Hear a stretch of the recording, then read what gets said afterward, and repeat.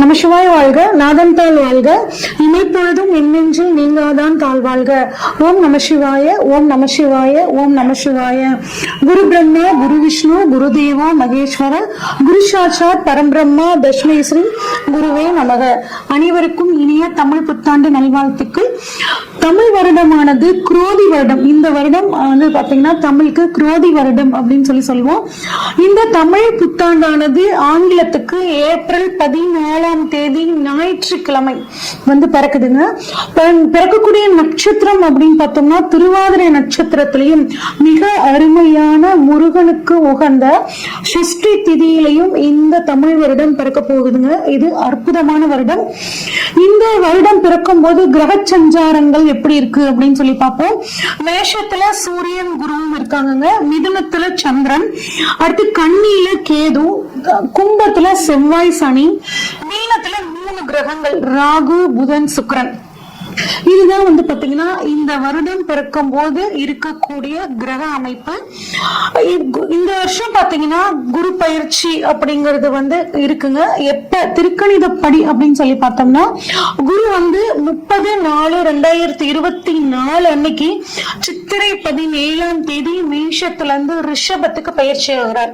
அது மட்டும் இல்லாம இந்த தமிழ் வருடத்துல பங்குனி மாதம் 14ஆம் தேதி சனி பயிற்சி இருக்குங்க. சனி வந்து கும்பத்திலிருந்து மீன ராசிக்கு பயிற்சி ஆகக்கூடிய அமைப்பு.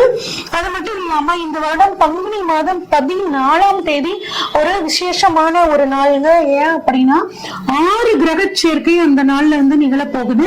என்னென்ன கிரகங்கள் அப்படின்னு பார்த்தோம்னா சூரியன், சந்திரன், புதன், சுக்கிரன், சனி, ராகு அப்படின்னு வந்து பாத்தீங்கன்னா 6 கிரகங்கள் இந்த நாள்ல வந்து ஒரே ராசி மீன ராசியில வந்து நிகழ போகுதுங்க. இந்த மாதிரி அமைப்பு மறுபடியும் 2070 தான் வந்து நடக்க போகுது.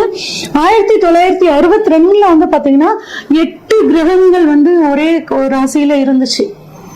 அதுக்கப்புறம் இப்ப நமக்கு இந்த வருடம் வந்து பாத்தீங்கன்னா இந்த வருடத்துல பங்குனி மாதத்துல 6 கிரக சேர்க்கைகள் நிகழ போகுதுங்க. இதனால நிறைய உலகத்துல நிறைய மாற்றங்கள் வந்து நிகழக்கூடிய ஒரு அமைப்பா இந்த வருடம் குரோதி வருடம் இருக்க போகுது. இந்த வருடத்துக்கான பொதுவான பலன்கள் என்ன அப்படின்னா வியாபாரத்துல ஒரு நல்ல முன்னேற்றம் இருக்குங்க. கல்வித்துறையில புதிய புதிய சீர்திருத்தங்கள் வரப்போகுது. பத்திரிகை துறையில இருக்கவங்களுக்கு ரொம்பவே நல்லா இருக்கும். பதிப்பகத்துல வந்து இருந்தவங்களுக்கு இந்த வருடம் செழிப்பாக இருக்கும். ஏன் அப்படின்னா நிறைய பேர் புத்தகங்கள் படிக்க ஆரம்பிப்பாங்க. அதனால புத்தகத்துறை பத்திரிகை துறை ரொம்ப நல்லா இருக்குங்க. மருத்துவத்துறையில புதிய புதிய கண்டுபிடிப்புகள் நல்லா இருக்கும். வானியல் ஆய்வு அதாவது அஸ்ட்ரானமி ஃபீல்ட்ல ரொம்பவே இந்த வருடம் நல்லா இருக்கும். இந்தியாவுக்கு வந்து பாத்தீங்கன்னா வெளிநாட்டு உதவிகள் நிறைய கிடைக்கும். ஆடி மாதம் 3ஆம் தேதியிலிருந்து ஐப்பசி மாதம் 12ஆம் தேதி வரைக்கும் ஒரு நல்ல மழைப்பொழிவு இருக்குங்க. கலைத்துறையினருக்கு நன்மை.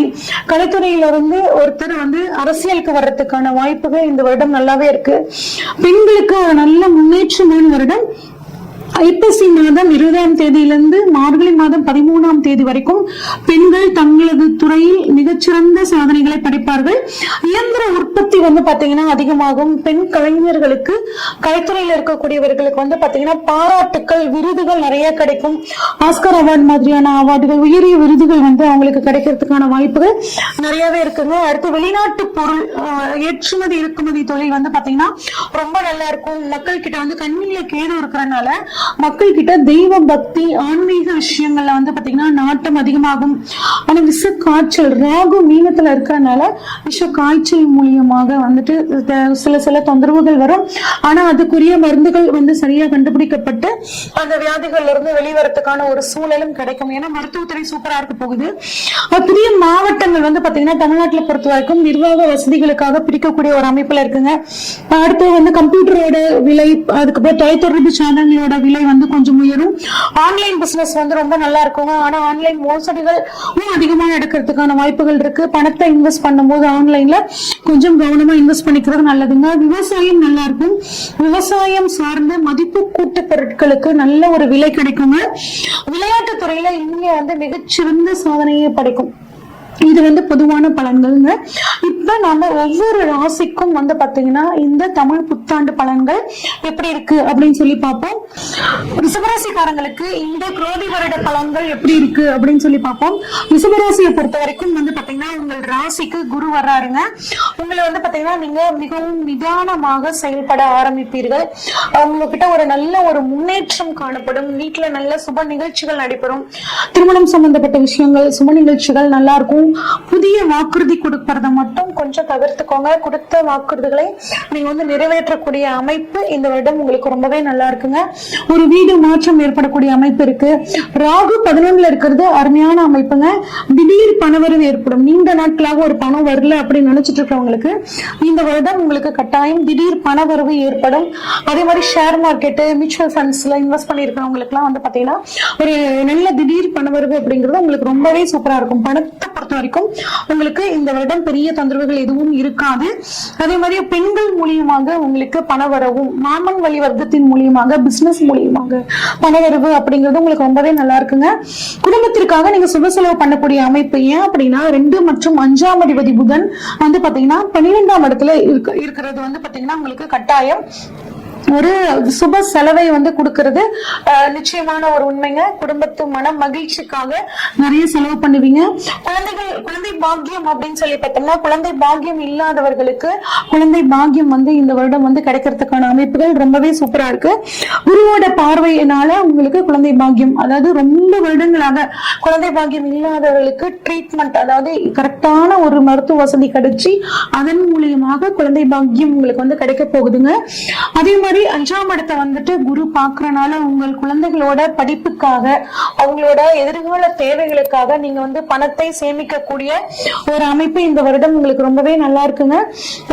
பிசினஸ்க்காகவும் பிசினஸ வந்து விரிவாக்கம் பண்றதுக்காகவும் நீங்க வந்து கட்டாயம் சுப செலவு நிறைய பண்ணுவீங்க. சாஃப்ட்வேர் துறையில, ஆடிட்டிங் துறையில இருக்கவங்க, அக்கௌண்ட்ஸ் துறையில இருக்கிறவங்களுக்கு எல்லாம் வந்து பாத்தீங்கன்னா விரும்பிய இடம் மாற்றம் கிடைக்கும். அதே மாதிரி அரசாங்கத்துல வேலையில் இருக்கிறவங்களுக்கும் கட்டாயம் இடமாற்றம், உங்களுக்கு பிடிச்ச மாதிரியான இடமாற்றம் கிடைக்குங்க.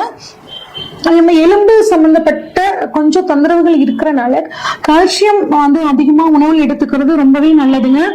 ஜாப் அப்படி வேலை வாய்ப்புன்னு எடுத்துக்கிட்டோம்னா அரசாங்க உத்தியோகத்துக்காக நீண்ட நாட்களாக தேர்வை எழுதி சலித்து போனவர்களுக்கு உங்கள் ஜாதகம் வந்து சரியாக இருக்கிற பட்சத்துல கட்டாயம் இந்த வருடம் உங்களுக்கு அரசாங்க உத்தியோகம் கிடைக்கிறதுக்கு ரொம்பவே சூப்பரா இருக்குங்க. அரசியல்வாதிகளுக்கும் இந்த வருடம் பேர் புகழ் கிடைக்கும். குறிப்பாக வந்து ஆண் அரசியல்வாதிகளாக இருந்தாலும் சரி, பெண் அரசியல்வாதிகளாக இருந்தாலும் சரி, ஆண்களால் பெண்களுக்கும் பெண்களால் ஆண்களுக்கும் இந்த வருடம் மிகச்சிறந்த நன்மை. அரசியல்வாதிகளுக்கு கோர்ட்டு கேஸ் வந்து வழக்கு ஏதாவது உங்களுக்கு நடந்துட்டு இருக்குதுங்க, ரொம்ப வருஷமா ஒரு கேஸ் நடந்துட்டு இருக்கு, இன்னும் முடியவே மாட்டேங்குது அப்படின்னு நினைச்சிட்டு இருக்கவங்களுக்கு இந்த கோர்ட்டு கேஸ் பிரச்சனை தீர்ந்து ஒரு சுமூகமான உங்களுக்கு சாதகமான ஒரு பலன் உங்களுக்கு வந்து கிடைக்க போகுதுங்க.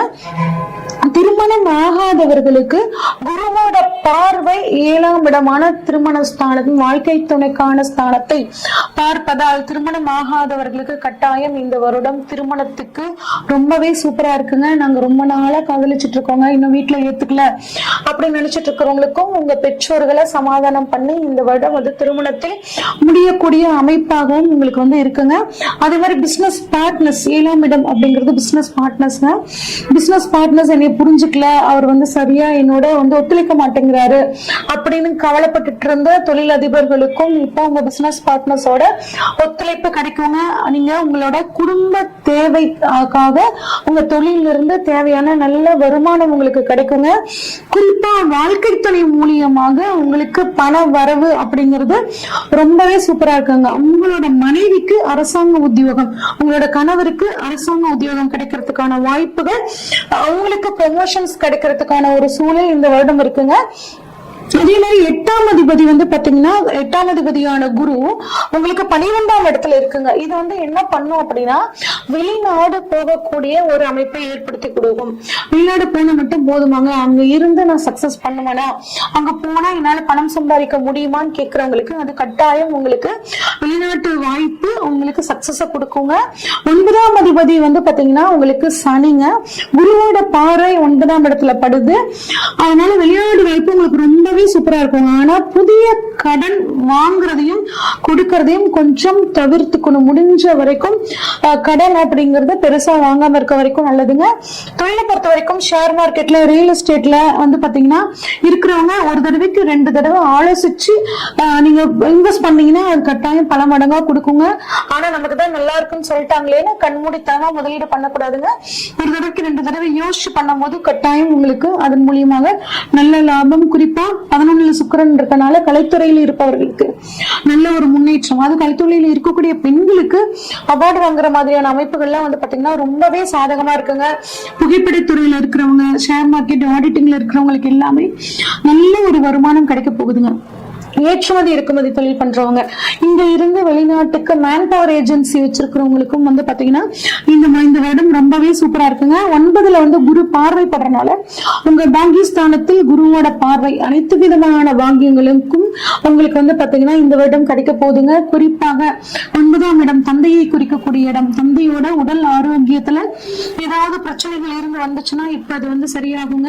தந்தைக்கும் உங்களுக்கும் ஏதாவது பூர்வீக சொத்து சம்பந்தப்பட்டு பிரச்சனை இருந்து வந்துச்சு அப்படின்னா இந்த வருடம் விலகி தந்தையோட முழு ஆதரவும் உங்களுக்கு கிடைக்கும். அதன் மூலியமாக நீங்க தொழிலையும் ஒரு நல்ல முன்னேற்றத்தை உங்களால அடைய முடியும். பெண்கள் மூலியமாக, பெண்களுக்குன்னு பாத்தீங்கன்னா பெண்களுக்கு பெண்கள் மூலியமாகவும் பணவரவு. பெண்கள் சம்பந்தப்பட்ட பிசினஸ் பண்ணக்கூடிய பெண்களுக்கு ஒரு நல்ல வருமானம் கிடைக்குங்க. அதே மாதிரி கேட்டரிங் பண்ணிட்டு இருக்கக்கூடிய பெண்களுக்கும் நல்ல வருமானம். பெண்களை பொறுத்த வரைக்கும் உங்களோட வாழ்க்கை துணையோட ஃபுல் சப்போர்ட் உங்களுக்கு கிடைக்குங்க. அதை பயன்படுத்தி நீங்க வந்து உங்களோட தொழிலை எக்ஸ்டென்ஷன் பண்ணிக்கிறதெல்லாம் தாராளமா பண்ணிக்கலாம். பெண்களை பொறுத்த வரைக்கும் எந்த ஒரு விஷயத்தையும் உங்க கணவனோட ஷேர் பண்ணி பண்ணும்போது இந்த வருடம் உங்களுக்கு ரொம்பவே சூப்பரா இருக்குங்க. உங்களுக்கான பரிகாரம் கொண்டக்கடலை தானம் பண்றதும், குழந்தைகளுக்கு 5 வயதுக்கு உட்பட்ட குழந்தைகளுக்கு உங்களால முடிஞ்ச உதவியை பண்றதும் உங்களுக்கு நன்மை பயக்குங்க. உங்களுக்கான ஆன்மீக பரிகாரம் அப்படின்னா பிரதோஷ வழிபாடும் சிவ வழிபாடும் உங்களுக்கு மிகுந்த நன்மையை கொடுக்கும். இதுவரைக்கும் நாம பார்த்த அனைத்துமே வந்து பாத்தீங்கன்னா பொதுவான பலன்கள் தாங்க.